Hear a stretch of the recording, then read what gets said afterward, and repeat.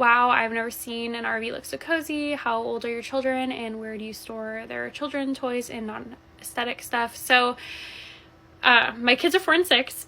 And I don't know when I made the switch, but probably 5 years ago, I really honestly stopped buying anything that I didn't absolutely love the aesthetic of. And this was kind of before that was like a trendy thing to do on the internet. Now everyone has like tan Stanley cups and everything matches, but I had been doing that for a while because I just got to the point in my like consumerism journey that I didn't want to consume or pay for anything I didn't absolutely love.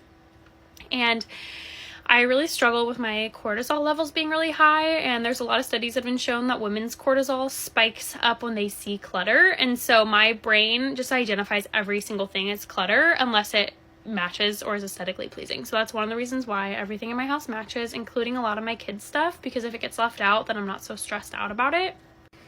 A couple years ago though, I did have a woman on Instagram like reply to my Instagram story, and she goes, even her kids match her home decor, but she didn't like send it to her friend that she was like trying to talk shit to about me. She sent it to me, and it started this whole thing. And so all my friends and I joked for a while like, oh, it matches your home decor, but in all reality it does. And honestly, as an interior designer, I feel like that's kind of key. I personally would never hire a designer if the aesthetic of their own life didn't match. I would be like, go focus on yourself before you try to like make everyone else's life look good. So on to the tour of where I keep the kids' things. So on this side of the fireplace, I keep all of their craft stuff. Again, still pretty organized and fairly aesthetically pleasing. This is where I keep their mats for art and kinetic sand. They are leather and they go in my basket with my blankets.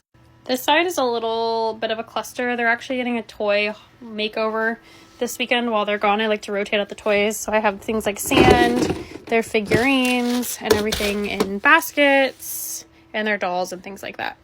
My daughter is very into unicorns right now, but I do a lot of like warm tones, and so just anything I buy her with the unicorn, I tend to go that color. And then did you actually have some of my kids' art on the wall? So let me show you that.